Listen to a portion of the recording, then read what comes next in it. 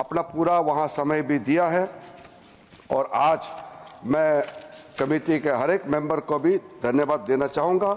बाकी जो इस बिल में बोलने वाले हैं उनको धन्यवाद, मैं जब जवाब दूंगा आखिरी में तो मैं जवाब देते समय धन्यवाद जरूर मैं रखूँगा।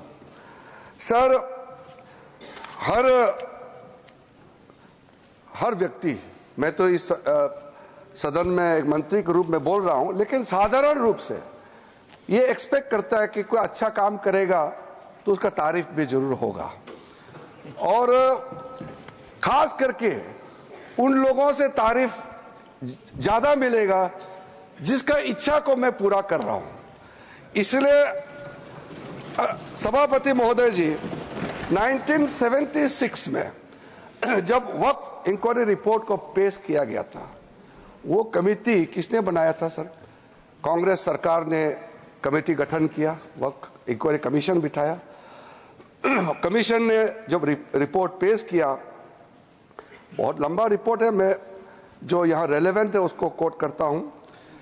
मिसयूज बाय मुतावालीज and the inquiry committee called out the Mutawalis misusing the authority and power and proposed for steps to be taken to improve the functioning of the Waqf। ये सबसे पहले रिपोर्ट आया। उसके बाद में दूसरा जिक्र किया कि इतना केसेस वक्फ प्रॉपर्टी को लेकर के बना हुआ है, लिटिगेशन इतना ज्यादा लंबित है, इसको सरल करने के लिए सरकार को कदम उठाना चाहिए। उसके बाद सचर कमेटी बनी। सचर कमेटी का रिपोर्ट 2006 में पेश किया गया। उसका मुख्य अंश, सचर कमेटी ने जो कहा, एक तो जो वक्फ बोर्ड है उसको स्ट्रेंथन किया जाना चाहिए, और ये पुराना सिस्टम में चल रहा है, डिजिटल होना चाहिए। साथ साथ में सचर कमेटी ने कहा कि उस समय 4.9 लाख वक्फ प्रॉपर्टी है इस देश में, आज तो बढ़ गया, उस समय 2006 में, और 4.9 लाख वक्फ प्रॉपर्टी जो रजिस्टर्ड वक्फ प्रॉपर्टी है, उनका टोटल इनकम सिर्फ 163 करोड़ पर एनम था, 160 करोड़। और उसी समय सचर कमेटी में यह भी कहा, टिप्पणी भी किया और सुझाव भी दिया, अगर वो 4.9 लाख प्रॉपर्टी को अगर एफिशिएंटली मैनेज करते उस समय का मार्केट रेट से, तो भी 12,000 करोड़ हर साल इनकम जनरेशन होता। तो 12,000 करोड़ होना चाहिए था, लेकिन 163 करोड़ जनरेशन हुआ है। फिर उसके बाद में हम लोगों ने आकलन किया, आज का दिन में 8.72 लाख जो प्रॉपर्टी है इतना बढ़ गया, उसका तो हम हिसाब भी नहीं लगा सकता है, और मुझे हिसाब भी लगा के आंकड़े पेश नहीं करना चाहिए क्योंकि मार्केट का अपना अपना एक फॉर्मूला होता है। लेकिन एक कॉमन सेंस है कि अगर सचर कमेटी 4.9 लाख प्रॉपर्टी को अनुमान लगाया 12,000 करोड़ इनकम होना चाहिए, तो आज उसको आप आज के समय मार्केट रेट में हिसाब लगा करके आप अनुमान लगा सकते हैं। सचर कमेटी ने यह भी कहा, सेंट्रल वक्फ काउंसिल में और स्टेट वक्फ बोर्ड में और ब्रॉड बेस करके इंक्लूसिव होना चाहिए। ये बंद कमरे में कुछ लोग बैठा है ऐसा लग रहा है, इसको खोलना चाहिए, ब्रॉड बेस करना चाहिए। साथ साथ में सेक्रेटरी जो सेंट्रल वक्फ काउंसिल और स्टेट बोर्ड है उसका स्तर सीनियर लेवल होना चाहिए। उस समय under secretary, deputy secretary rank का था, उसको कहा कि ज्वाइंट सेक्रेटरी, एडिशनल सेक्रेटरी का रैंक ऑफिसर को नियुक्त करना चाहिए। और साथ में सर, बच्चों और महिलाएं के लिए, महिलाएं और बच्चों के लिए स्पेसिफिक कदम उठाना चाहिए। इस सचर कमेटी ने उस समय रिकमेंडेशन किया। और उसके बाद एक ज्वाइंट पार्लियामेंट्री कमेटी का गठन हुआ जिसका अध्यक्षता के रहमान खान ने किया, और के रहमान खान जी अल्पसंख्यक मामलों का मंत्री भी रहा है, वरिष्ठ सदस्य थे। उन्होंने फिर पूरे ऑल पार्टी का सदस्य का एक जेपीसी हेड किया, उसमें कई मुद्दे उन्होंने रखे हैं और रेकमेंड किए हैं। मैं मेन वाला को यहाँ पॉइंट आउट करना चाहता हूं। एक तो उन्होंने पॉइंट आउट किया कि जो इंफ्रास्ट्रक्चर है वक्फ बोर्ड का वो काफी नहीं है और मैन पावर और फंड बहुत ही मीगर है, कम है, छोटा है, वो काफी नहीं है। दूसरा कहा कि ऐसा लगता है कि सारा जो झंझट है वो मुतावली पे केंद्रित है। मुतावली को कैसे अपॉइंट करना चाहिए, कैसे हटाना चाहिए, सारा विषय वही केंद्रित है। इसको भी पॉइंट आउट किया है। फिर डॉक्यूमेंटेशन के बारे में और सर्वे के बारे में वक्फ प्रॉपर्टी और लीगल जो सेटअप होना चाहिए वक्फ को लेकर के, इसके बारे में भी computerisation of Waqf board, central data bank होना चाहिए, इसका भी उस समय के जेपीसी ने कहा, म्यूटेशंस, रेवेन्यू रिकॉर्ड और to adopt sound and acceptable financial and budgetary practices, इसका भी सुझाव दिया। और फिर लीज करने का जो वक्फ प्रॉपर्टी को किस तरीके से लीज होना चाहिए, इसका भी सुझाव दिया है।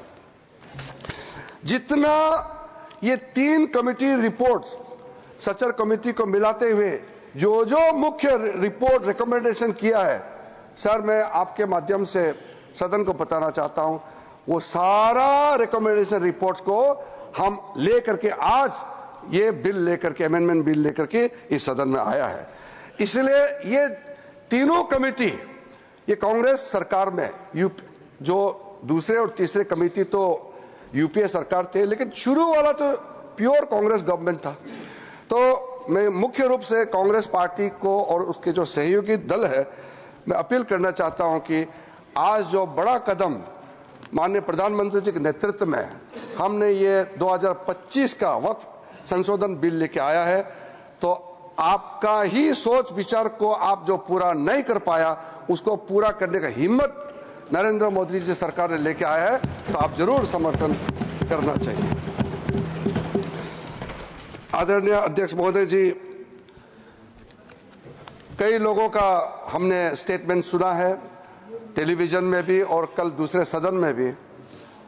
ये कोई नया कदम तो हम नहीं उठा रहे हैं, इतिहास सबका मालूम है। संक्षेप में 1894 में जो प्रिवी काउंसिल ने वक्फ अल औलाद, जो बच्चों के लिए वक्फ क्रिएट करते हैं, उसको इनवैलिडेट करने के लिए एक ऑर्डर पास किया था, जो बाद में जाके बड़ा विषय बना। मुसलमानों का बड़ा दल गया, अपील किया ब्रिटिश हुकूमत के साथ, तब जाकर के 1913 में द मुसलमान वक्फ वैलिडेशन एक्ट को पहले बार औपचारिक तौर पर कानून के रूप में इस देश में शुरू हुआ। फिर 1923 में मुसलमान वक्फ एक्ट पास किया गया, जो केंद्रित किया है अकाउंटिंग और ट्रांसपेरेंसी को लेकर के। फिर मुसलमान वक्फ वैलिडेटिंग एक्ट 1930 पास हुआ, जो है reinforcing the legal validity of family औकाफ। इस तरीके से शुरुआत हुआ। फिर हमारा देश आजाद हुई। उसके बाद 1954 में वक्फ एक्ट पारित हुआ, जिसमें स्टेट वक्फ बोर्ड्स का गठन का प्रावधान वहां से शुरू हुआ। फिर उसके बाद में 1959, 1964, 1969 और 1984 में वक्फ एक्ट 1954 को फिर से संशोधित करके यहां से पास हुआ, और 1995 में सबसे ब्रॉड बेस बिल फाइनली जो आया, जिसको आज हम अमेंडमेंट कर रहे हैं, जिसमें ट्राइब्यूनल गठन का प्रावधान रखा गया। सेंट्रल वक्फ काउंसिल, जो आज के दिन में मैं उसका अध्यक्ष के रूप में काम कर रहा हूं, उसका गठन हुआ।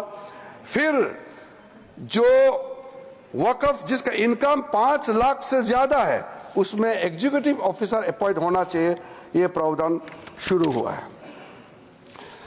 अध्यक्ष महोदय जी, ये जब चल रहा था, समस्या तो है, सबको मालूम है, और कमेटी का रिपोर्ट का भी मैंने जिक्र किया, लेकिन ऐसा क्या हुआ जो हमको ये एक मेजर अमेंडमेंट आज लेके आना पड़ा। 2013 में यूपीए सरकार था, और चुनाव सर पे था, चुनाव आने वाला था, उसमें यूपीए सरकार ने कदम उठाया कि कुछ बदलाव लाना चाहिए। उस समय सर यूपीए सरकार ने जो चेंजेस लाया है उसको मैं थोड़ा सा कंपेयर करके बताना चाहता हूं। उस समय भी जेपीसी गठन हुआ, आज भी जेपीसी बनी है। फर्क क्या है सर? उस समय का सेलेक्ट कमेटी में 13 मेंबर थे और इस बार के जेपीसी में 31 मेंबर्स। उस समय का सेलेक्ट कमेटी का टोटल सीटिंग हुआ 22 बार, इस बार का जेपीसी का टोटल सीटिंग हुआ है 36। उस समय total delegation organisation stake holder जो सेलेक्ट कमेटी के सामने में पेशकश हुआ 18 और इस बार 284। उस समय 14 राज्य और केंद्र शासित प्रदेशों से चर्चा हुई, इस बार 25 state board, state government, 5 minority commission और कई विधायक एमपी, तो उसका हिसाब ही नहीं है। टोटल मेमोरेंडम रिसीव किया उस समय 32 और इस बार का तो मैंने पहले बता दिया 97,27,772 प्लस अनौपचारिक रूप से हमारा मंत्रालय में भी लाखों के संख्या में हमने रिसीव किया है। उस समय का सेलेक्ट कमेटी कहां विजिट किया?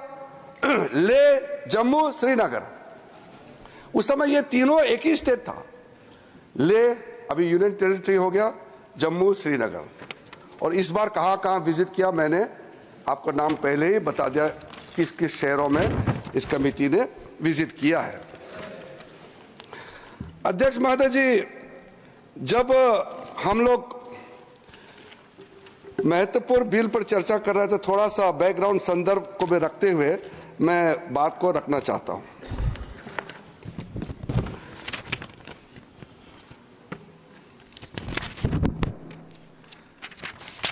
अध्यक्ष महोदय जी,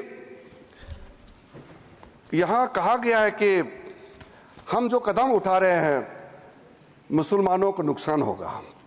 कई लोगों ने कहा यह अनकॉन्स्टिट्यूशनल है, गैर कानूनी है और मुसलमानों का हक छीना जा रहा है।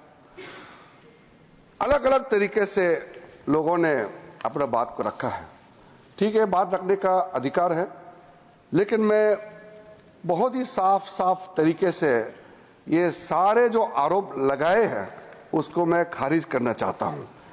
सर, सबसे पहले ये जो वक्फ प्रॉपर्टी होता है, इसका मैनेजमेंट, इसका क्रिएशन और इसका बेनिफिशियरी ये नॉन मुस्लिम के अलावा कोई और हो, किसी के पास हो ही नहीं सकता है, मुस्लिम के पास ही रहेगा। कोई नॉन मुस्लिम इसमें हस्तक्षेप नहीं कर सकता है। जो वाकिफ होता है वो एक मुसलमान ही होता है और जो औकाफ बन जाता है वो प्रॉपर्टी क्रिएट हो जाता है, उसको मैनेजमेंट कौन करता है? मुतावाली, वो भी मुसलमान ही होना पड़ता है। और किसके लिए वक्फ क्रिएट करता है? 3 पर्पस के लिए, धार्मिक रिलीजियस पर्पस, अच्छा काम के लिए, पायस भगवान के नाम में, अल्लाह के नाम में, और चैरिटेबल भला के लिए, बच्चों के लिए, महिलाओं के लिए, गरीबों के लिए, तो वो मुस्लिम ही होगा। तो यहां यह सवाल ही नहीं उठता है कि नॉन मुस्लिम, मुस्लिम धार्मिक भावना और धार्मिक व्यवस्था या वे किसी भी तरीके से मुस्लिम प्रॉपर्टी में, मैनेजमेंट में नॉन मुस्लिम हस्तक्षेप कर रहा है, यह सवाल ही नहीं उठता है। तो इसलिए मैं बहुत क्लियर करना चाहता हूं, ताकि हमारा जब डिबेट का जब सिलसिला शुरू होगा तो सुझाव हमको चाहिए कि वक्फ मैनेजमेंट में, प्रॉपर्टी मैनेजमेंट में वक्फ बोर्ड को और ताकत बनाने में क्या क्या और काम करना चाहिए, ये सुझाव हमारे माननीय सदस्यों से मिल सके। जो इंसान, जो मुसलमान अपना प्रॉपर्टी को ट्रस्ट के माध्यम से अगर चलाना चाहता है वो चला सकता है, उसके लिए कोई बंधन नहीं है। वक्फ एक्ट के अंदर में ये पूरा छूट दिया गया है, अगर आप वक्फ बोर्ड के माध्यम से चलाना चाहते हैं आपको पूरा इसके लिए इजाजत है। तो चैरिटी कमिश्नर जितना ट्रस्ट प्रॉपर्टीज को देखते हैं, निगरानी करते हैं, व्यवस्था को चेक करता है, उसी प्रकार से वक्फ बोर्ड जो है वक्फ प्रॉपर्टी को सही तरीके से चला रहा है कि नहीं, ये निगरानी करने के लिए वक्फ बोर्ड बनाया गया है। वो वक्फ प्रॉपर्टी को चलाने के लिए नहीं है। इसलिए ये बात को हम बहुत ही अच्छे तरीके से अगर समझ लेंगे तो बाद में हमारा चर्चा का स्तर भी वो ज्यादा अच्छा रहेगा। हमने सर जो प्रावधान किया है, बेसिकली ट्रांसपेरेंसी को, अकाउंटेबिलिटी को, एफिशिएंसी को, ये तीन बड़ा पैमाना है। जवाबदेही तो होना चाहिए, क्षमता होना चाहिए, पारदर्शिता होना चाहिए। तो ये तीन जो व्यवस्था है, ये हमारा पूरा एक्सरसाइज जो है इस पे केंद्रित होता है। आर्टिकल 25, 26, 30 का हवाला देकर के कई बार लोगों ने हमारा खिलाफ, इस बिल का खिलाफ, इस प्रस्तावना के खिलाफ में लोगों ने कहना शुरू किया है। तो मैं आज जरूर इसका जवाब देना चाहता हूं कि हम किसी का धार्मिक भावना को चोट पहुंचाने के लिए नहीं है। एक मुसलमान वक्फ क्रिएट कर सकता है। अब सबसे जो छोटा आप जो क्रिएट करता है फितरा, सबसे छोटा सर, वो हर मुसलमान, गरीब से गरीब मुसलमान भी क्रिएट करता है। ज़कात आप क्रिएट करते हैं, आप देते हैं, दान देते हैं, उसमें कोई किसी को अधिकार ही नहीं है पूछने का कि हिसाब किताब कैसे किया है। ये आपका अंदर का बात है, आपका फेथ है, इसमें हम हस्तक्षेप कैसे कर सकते हैं। इसलिए बिल्कुल ये बात आप बिल्कुल मत बोलिएगा अपना बात रखते समय कि सरकार या कोई गैर मुसलमान के जो कामकाज में उसका तौर तरीके में हस्तक्षेप कर रहा है, ये मत बोलिएगा। वैसे तो कोर्ट केसेस बहुत है, मैंने दूसरे सदन में भी कोर्ट करके बताया, यहां मैं फिर से इसको दोहराना चाहता हूं ताकि कोर्ट ने क्या रूलिंग दिया है वो भी क्लियर हो जाए। सैयद फजल पुकाया तंगाल वर्सेस यूनियन ऑफ इंडिया में केरला हाई कोर्ट ने जो ऑब्जर्वेशन और ऑर्डर पास किया, उसमें कहा गया है, high court, the Waqf board is a statutory body, pure and simple. It is not a representative body of the Muslim community. Waqf property है। इसलिए कोर्ट का जजमेंट बहुत साफ साफ हमारे सामने में दिखाई देता है। इलाहाबाद हाई कोर्ट का जजमेंट है, Hafiz Mohammad Zafar Ahmad versus UP central Sunni board of Waqf. क्या कहा गया है उसमें? High court, a mutawali's right is purely a right of management of the property and is not a proprietary right. The duties of a mutawali are purely of a secular character. His duties are not of a religious character. इसलिए मुतावालिस को ऊपर में निगरानी रखने के लिए वक्फ board बनाया गया है।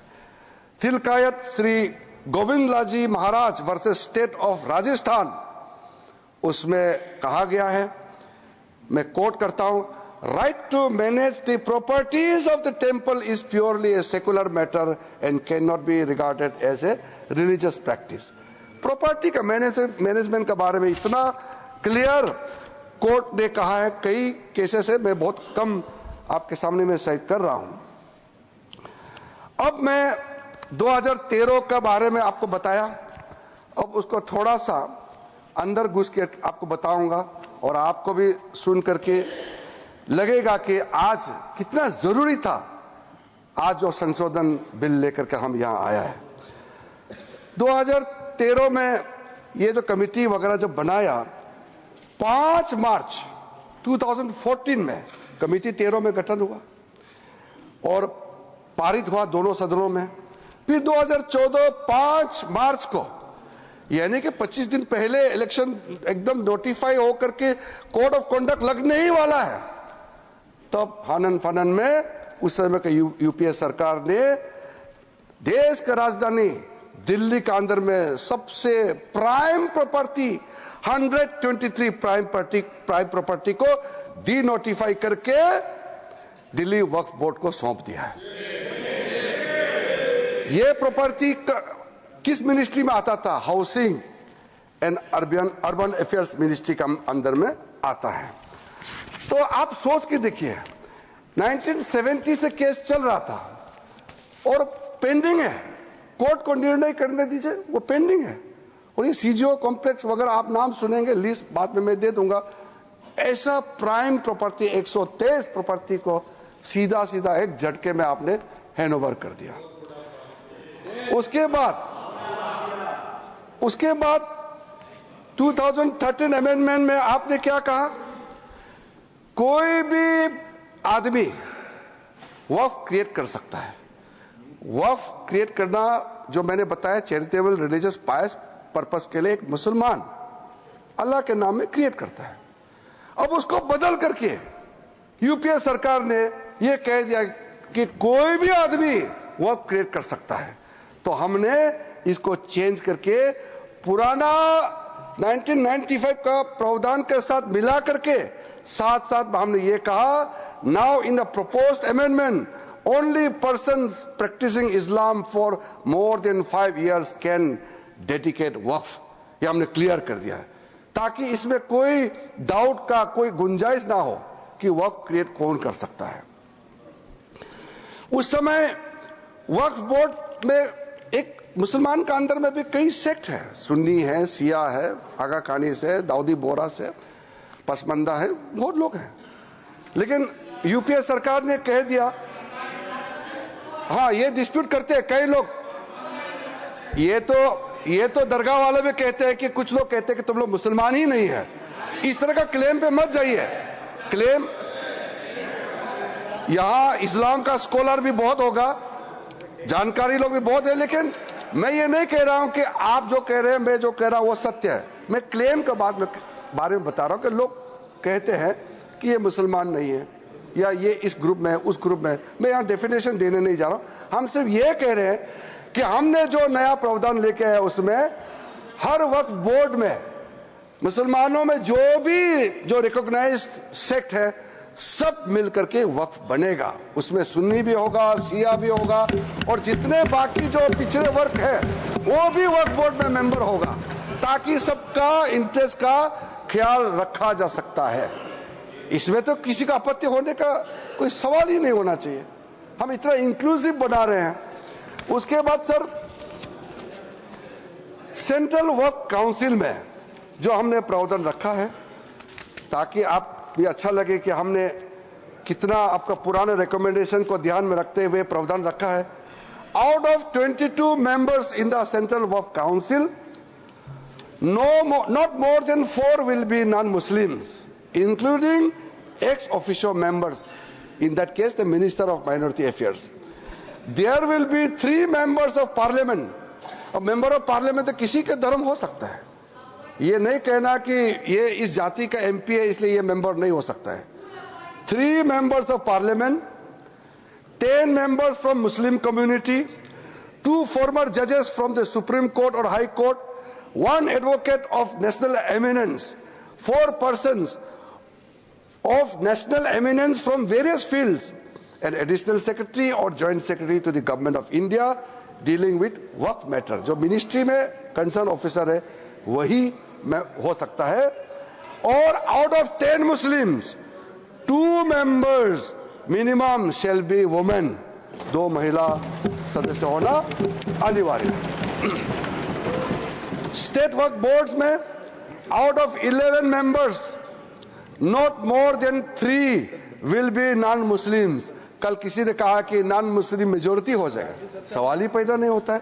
Not more than 3 will be non Muslims including sir, ये अतिरिक्त नहीं है, including x official members, 1 chairperson, 1 member of parliament, 1 MLA, 4 members from Muslim community, 2 members with professional experience, 1 member from bar council, the joint secretary to the state government dealing with the Waqf matter जो संबंधित संयुक्त सचिव है। Out of 4 Muslim members 2 shall be women, ये हमने सुनिश्चित किया है। और दूसरा चेंज किया है, कितना जरूरी था, सेक्शन 108A में क्या आपने प्रावधान किया था, ये लिखा गया कि वक्फ का जो प्रावधान है, वक्फ एक्ट का जो प्रावधान है, बाकी देश में जितना कानून बनाया है उसको ऊपर में ये ओवरराइडिंग इफेक्ट होगा, ऐसा प्रावधान रखा। हमने इसको रेशनलाइज किया है। Now in the proposed amendment this provision has been omitted. This facilitates the legal harmonization of the Waqf Act with all other property laws. इस देश में बहुत सारा property laws है ताकि सब में एक समन्वय हो जाए। हार्मोनाइजेशन होना जरूरी है सर। एक कानून दूसरा कानून का सर लड़ाई के लिए नहीं बनाता है। हार्मोनाइज करना बहुत जरूरी है। कॉन्फ्लिक्ट अवॉइड करने में तो आप भी अच्छा लगेगा, इसमें कोई विरोध होने का मुझे कोई कारण नजर नहीं आता है। सर, जो आज हम बिल लेके आया है, एक आप इसको कह सकते हैं नए सवेरा, एक अच्छा सोच के साथ जब हम आए हैं तो हम बिल का नाम को भी, नाम से तो आपत्ति नहीं होना चाहिए, नाम को हमने अच्छा नाम लेकर के आया है। अब ये नया बिल का नाम होगा, इस एक्ट का नाम हो जाएगा उम्मीद। सर, उम्मीद नाम। अब उम्मीद से तो आपका कोई एतराज तो नहीं होना चाहिए। अब उम्मीद रखने का पीछे कारण है unified Waqf management empowerment efficiency and development. अब सर इसमें यूनिफाइड हम कहां से शुरू किया?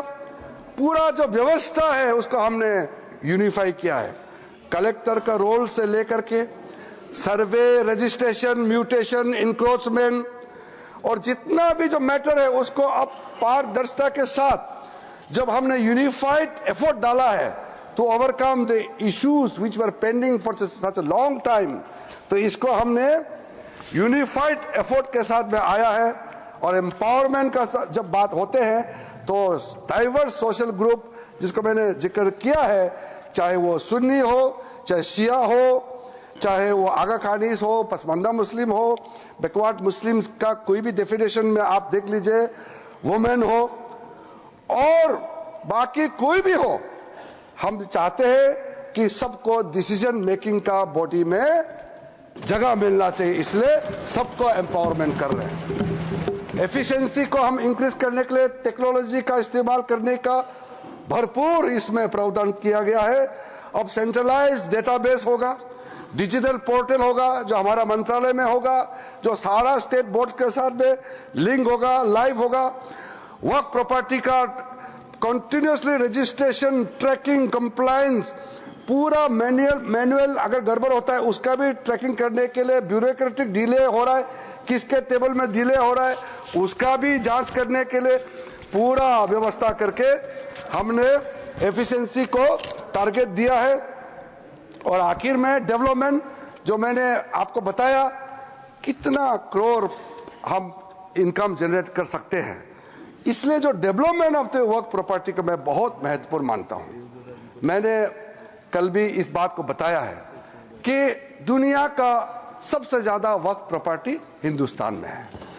और कई लोगों ने कहा कि डिफेंस, रेलवेज के बाद तीसरा डेटा बैंक देखा जाएगा तो वक्फ प्रॉपर्टी, जो लैंड प्रॉपर्टी जो है वक्फ बोर्ड के पास है। मैं उसको थोड़ा संशोधित करके बताना चाहता हूं, ये तीसरा नहीं है, दुनिया का सबसे ज्यादा लैंड प्रॉपर्टी नंबर 1 वक्फ बोर्ड के पास है हिंदुस्तान में।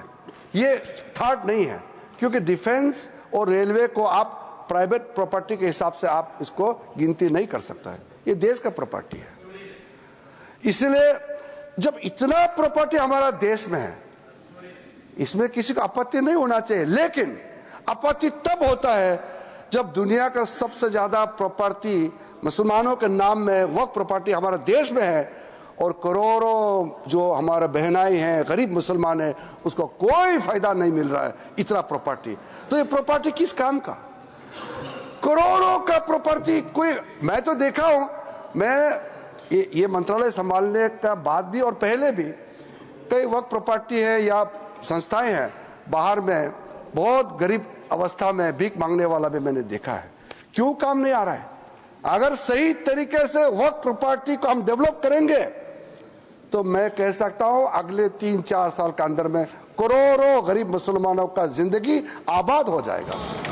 थोड़ा सा अगर आप योगदान करेंगे, सब मिलकर के हम काम करेंगे तो क्यों नहीं कर सकते हैं। इसी मंशा के साथ हम यहाँ आज इस सदन में आए हैं। हमारा टारगेट जो है बहुत ही क्लियर है। 2013 में दूसरा प्रावधान जो चेंज किया था उसको हम लोगों ने क्या बदलाव किया है वो आप भी हमारा समर्थन करेंगे। वक्फ प्रॉपर्टी जो है ये तो आप जानते ही है, इसको कोई भी प्रॉपर्टी हो उसका एक टाइटल होने के लिए कोई डॉक्यूमेंट चाहिए, कोई रजिस्ट्रेशन चाहिए, कोई प्रूफ तो चाहिए। अगर वक्फ बाय यूजर के नाम में अगर हम वर्बली कह देंगे कि इतने साल पहले 500 साल पहले हमारा बाप दादा या फलाना ने ऐसे किया था, ये हमारा वक्फ जमीन है, तो ठीक आप क्लेम कीजिए, मगर कुछ तो दिखाना पड़ेगा सर, कुछ डॉक्यूमेंट होना पड़ेगा। तो वक्फ बाय यूजर ये जो हमने ऐसे आप आर्बिट्रेरी नहीं कर सकता है। साथ साथ सेक्शन 40 में वक्फ बोर्ड किसी भी जमीन को अगर क्लेम करता है तो सीधा वक्फ बोर्ड डिक्लेयर किया जाता था, उसको हमने हटा दिया है। ये बहुत जरूरी था। अदरवाइज इसके बाद अगर आप 2013 में कितना वक्फ प्रॉपर्टी था, आज 2025 में कितना वक्फ प्रॉपर्टी का संख्या में जंप हो गया, तब आप पता चलेगा कि ये सेक्शन का कितना इसका दुरुपयोग किया गया है। लेकिन साथ साथ में हम लोग ने संरक्षण भी दिया है कि वक्फ बाय यूजर में जो वक्फ प्रॉपर्टी ऑलरेडी रजिस्टर्ड है, जो सेटल्ड केस है, हम उसको रेट्रोस्पेक्टिव जाकर के उसको हम छेड़छाड़ नहीं करेंगे। ये प्रोस्पेक्टिव इफेक्ट होगा। हाँ, अगर कोई डिस्प्यूटेड है, कोर्ट में पेंडिंग है, बातचीत चल रहा है, डिस्प्यूटेड है, तो जाहिर सी बात है सर कि कोर्ट का अधिकार को तो हम यहां खत्म नहीं कर सकता है। तो इसीलिए unless the property is disputed, all those land, those property, work property which are registered, which has a proper documentation, they will remain so, और इसका अधिकार राज्य सरकारों का है। Land is a state subject, तो भारत सरकार, केंद्र सरकार तो कुछ कर नहीं सकता है, वो राज्य सरकार को ही अथॉरिटी दिया है। अब महिलाओं का अधिकार को लेकर के, बच्चों का अधिकार को लेकर के सब कहते हैं। मैंने कहा कि वक्फ औलाद का इतिहास बहुत पुराना है। राइट ऑफ इनहेरिटेंस का आप अलग अलग तरीके से इंटरप्रिटेशन भी करते आए हैं। तो हमने ये सुनिश्चित किया है कि जो विडोज है, जो डिवोर्स वुमेन है, ऑर्फन है, जो यतीम बच्चे हैं, उनके लिए संरक्षण तो होना चाहिए। माननीय सभापति महोदय, तो हमने ये प्रावधान किया है कि जो प्रॉपर्टी मेरा है, अगर मैं मुसलमान हूं, मैं वक्फ क्रिएट करना चाहता हूं, लेकिन मैं उसी प्रॉपर्टी को ही वक्फ कर सकता हूं जो मेरा अधिकार है। साथ साथ उस प्रॉपर्टी में जो महिला का अधिकार है उसको मैं छेड़छाड़ नहीं कर सकता हूं। महिला का अधिकार को सुरक्षित रख करके ही मैं अपना मर्जी से मेरा जो अधिकार है उसको हम वक्फ क्रिएट कर सकता है, ताकि कोई महिला ऐसा ना हो कि परिवार में इतना प्रॉपर्टी है लेकिन उसको कोई उसका अधिकार ही ना हो। तो ये सुनिश्चित करना बहुत जरूरी है। इस 21वीं सदी में इतना प्रोग्रेसिव थिंकिंग तो सब कोई होगा। मैं आपको नहीं कह रहा हूं कि आपका ऐसा सोच नहीं है, हम लोग सब एक समानता सोच के साथ आगे बढ़ रहे हैं। 2 मेजर अमेंडमेंट हम जो लेके आया है उसमें भी मैं मानता हूं आप समर्थन करेंगे। एनी मॉन्यूमेंट्स, कई मॉन्यूमेंट्स हमारे देश में protected areas under ancient monuments preservation act 1904 और ancient monuments and archaeological sites and remains act 1958 declared as work properties under this act or under any previous act shall be void। कोई हमारा archaeological site जो हमारा राष्ट्र का property है, इसको आप छेड़खानी नहीं कर सकता है। दूसरा, हमारा देश में करोड़ों आदिवासी शेड्यूल्ड ट्राइब्स, हम लोग सब मानते हैं कि इंडिजिनियस जो शेड्यूल्ड ट्राइब होते हैं उसका संरक्षण होना चाहिए। तो हमने यहां ये प्रावधान लेके आया है, आप शेड्यूल 5 और शेड्यूल 6 जगह में जहां हमारा स्पेशल प्रोटेक्टेड एरिया है वहां किसी जमीन को वक्फ प्रॉपर्टी डिक्लेयर नहीं कर सकता है। ये सेक्शन 4 क्लॉज 4 सेक्शन 3E में हमने प्रावधान रखा है। मैं मानता हूं कि हमारा देश में जितने आदिवासी भाई बहन हैं उनके लिए आदरणीय मोदी जी का तरफ से और हम सब का तरफ से ये बड़ा सौगात होगा। सर, ट्राइब्यूनल में हमने कुछ बदलाव किया है। हमारा ज्वाइंट पार्लियामेंट्री कमेटी का भी सुझाव आया था। अब जो ट्राइब्यूनल बनेगा उसका फिक्स टेन्योर होगा और उसको एफिशिएंसी बढ़ाने के लिए कई हमने स्टेप्स उठाया है। आज का दिन में टोटल जो केसेस पेंडिंग है, लिटिगेंट्स टोटल कितना केसेस है? 14,470 केसेस, नहीं सॉरी सर, 31,999 केसेस है, जिसमें मुस्लिम लिटिगेंट्स है 14,470 केसेस। तो 31,999 केसेस जो पेंडिंग है। तो हम ये समझते हैं कि ट्राइब्यूनल को मजबूत कराना बहुत जरूरी है। हमने 2 मेंबर प्रपोज किया था, जेपीसी में कहा गया कि 3 मेंबर होना चाहिए, उसको हमने एग्री करके 3 मेंबर बनाया और 1 member having knowledge of Islamic law and jurisprudence for better functioning of the tribunal. और दूसरा सर, द कंपोजिशन ऑफ वर्क tribunal has been expanded to both serving and retired officials, each serving for a fixed tenure of 5 years. Tenure को 5 years fix किया है, from the date of appointment or until they attain the age of 65 years, whichever is earlier. Section 84 clause 4 में हमने ये बहुत clear से प्रावधान रखा है। एक इंपॉर्टेंट हमने प्रावधान रखा है, राइट टू अपील। इसमें कई लोगों ने डिस्प्यूट भी किया है, मैं क्लियर करना चाहता हूं।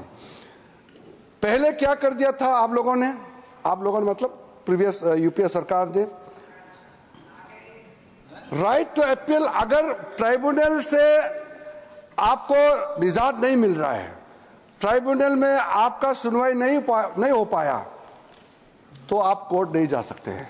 ओनली रिव्यू पिटीशन में आप जा सकते हैं, जो बहुत ही सीमित दरवाजा खुला होता है। रिव्यू पिटीशन आप तो सर, आपसे ज्यादा कौन समझ सकता है उसमें आम आदमी कहाँ रिव्यू पिटीशन जा करके ये सब चक्कर खात के घूमते रहेंगे। इसलिए हम ये मानते हैं कि right to appeal must be the substantive right, इसलिए हमने ये दरवाजा खोल दिया है। अगर ट्राइब्यूनल में आपको आपका हक नहीं मिला तो आप अपील कर सकते हैं, सिविल रिट आपका अपील करके किसी भी जगह में आपको जाने के लिए क्यों रोका जाना चाहिए। इसलिए हम ये मानते हैं कि जब हम ये अपील प्रोविजन रखा है तो ट्राइब्यूनल भी जल्दी जल्दी काम करेगा, कोर्ट भी जल्दी जल्दी काम करेगा, लोगों को भी जल्दी जल्दी न्याय मिलेगा, कहीं किसी का हमने दरवाजा बंद नहीं किया है। एनुअल कंट्रीब्यूशन जो आप देते हैं मुतावलिस, आप चिंता मत कीजिए, ये बहुत सोच समझ करके फैसला किया है, इससे कोई समस्या खड़ा नहीं होगा। वक्फ इंस्टीट्यूशन का जो कंट्रीब्यूशन है बोर्ड को देना होता है, पहले 7% होता था, हमने उसको घटा करके 5% कर दिया, ताकि ज्यादा पैसा आप गरीबों के लिए इस्तेमाल कर सके, बच्चों के लिए इस्तेमाल कर सके। आप काहे का बोर्ड को इतना पैसा देंगे, इसलिए हमने घटा करके वेलफेयर पर्पस में ज्यादा खर्चा करें, इसलिए इसको हमने सीलिंग कर दिया है। सर, लिमिटेशन एक्ट, आप तो जानते हैं लिमिटेशन एक्ट अगर लागू नहीं होगा तो फिर कहां तक जाएगा, कोई सीमा तय कैसे होगा। इसलिए हमने जब ये कानून पारित होगा, सरकार का अगर लैंड है तो उसका लॉ ऑफ लिमिटेशन के हिसाब से 30 इयर्स का प्रावधान रखा है, अगर प्राइवेट लैंड है तो 12 साल का हमने प्रावधान रखा है। मैं मानता हूं कि ये बहुत ही रीजनेबल हमने लॉ ऑफ लिमिटेशन को यहां अप्लाई किया है, और जिस दिन से ये एक्ट पारित होगा, एनफोर्स होगा, उसी दिन से ये हिसाब उसका गिनती शुरू किया जाएगा। सर, जो सेक्शन 40 का मिसयूज होने का कारण से जो एक ऐसा माहौल पैदा हो गया था, मेरे घर में कम से कम कितना डेलीगेशन पिटीशन आ चुके हैं। सेक्शन 40 में वक्फ बोर्ड ने ऐसा ही क्लेम कर दिया। अभी जो न्यूज में भी आपने पढ़ा होगा, केरला में 600 क्रिश्चियन फैमिलीज का, जो वो लोग सब खेती करने वाले लोग हैं, फार्मर्स लोग हैं, किसान हैं, उनका जमीन जो केरला में मुनम्बम केस के नाम से अभी सब लोग ने पढ़ चुका होगा, उसको वहां वक्फ बोर्ड ने क्लेम कर दिया और वो कहीं भी नहीं जा पाया। वो ठोकरे खाते रहे, घूमते रहे, जिसको लेकर के पूरा वहां के जो कैथोलिक बिशप्स काउंसिल है और दिल्ली में भी और अलग अलग कई हमारा क्रिश्चियन संगठनों ने हमको मेमोरेंडम दिया है, प्रेस रिलीज भी दिया है और अपील भी किया है। सारा मेंबर्स ऑफ पार्लियामेंट को अपील किया है। मैं नाम लेकर के सिर्फ केरला एमपीज को मैं दबाव नहीं डालना चाहता हूं मानसिक रूप से, बहुत ज्यादा प्रेशर होगा केरला का एमपीज को। ये तो सबके लिए अपील किया है कि जो बड़े हमारे चर्च के जितने भी बड़े बड़े बॉडीज हैं, उन्होंने अपील किया है कि अपना विवेक का इस्तेमाल करें और सारा मेंबर्स ऑफ पार्लियामेंट इस वक्त अमेंडमेंट बिल को समर्थन करना चाहिए। तो कम से कम चर्च का अपील को तो आप लोग मानिएगा। सर, कई केसेस है, उसको तो मैंने कई बार दोहरा चुका है, इसलिए सारा केसेस, तमिलनाडु का केस हो या कर्नाटका में जो केस हो या हरियाणा वाला गुरुद्वारा वाला को वक्फ क्लेम करना, कई केसेस है, मैं उसको साइड नहीं करना चाहता हूं क्योंकि संख्या बहुत ज्यादा है। लेकिन सर, ये बात तो मैं जरूर कहूंगा क्योंकि हम लोग इस महान सदन में बैठे हैं।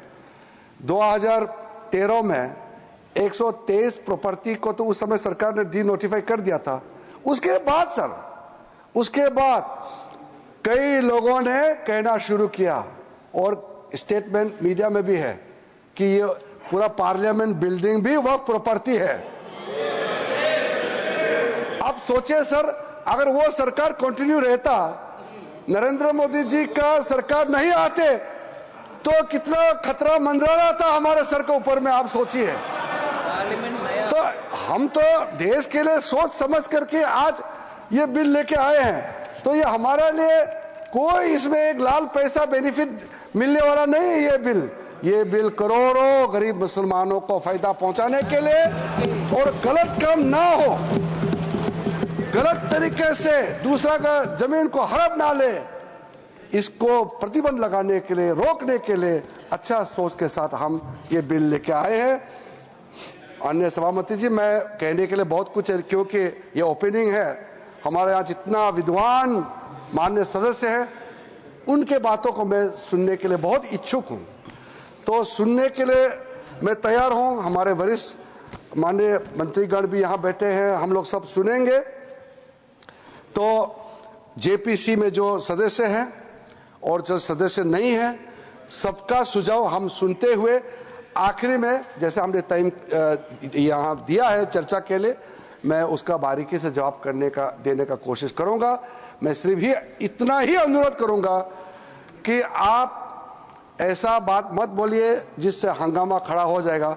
ऐसा बात बोलिए जो सुन करके हमारा कानों को भी थोड़ा अच्छा लगेगा। हम बैठ करके सुनने के लिए तैयार है और चर्चा का स्तर ऊंचा होगा। मैं इसी उम्मीद के साथ आप सबको इस महत्वपूर्ण जो उम्मीद का जो हमारा बिल लेकर के आए हैं, उसको समर्थन करने के लिए मैं अपील करता हूं।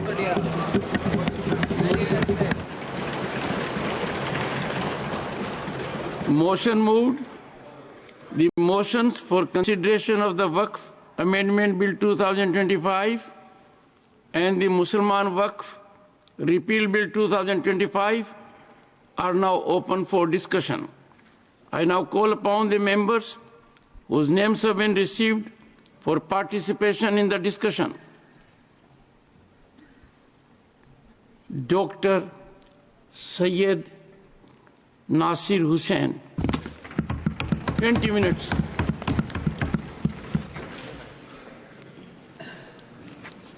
चेयरमैन सर, मैं आभारी हूं, आपने मुझे महत्वपूर्ण बिल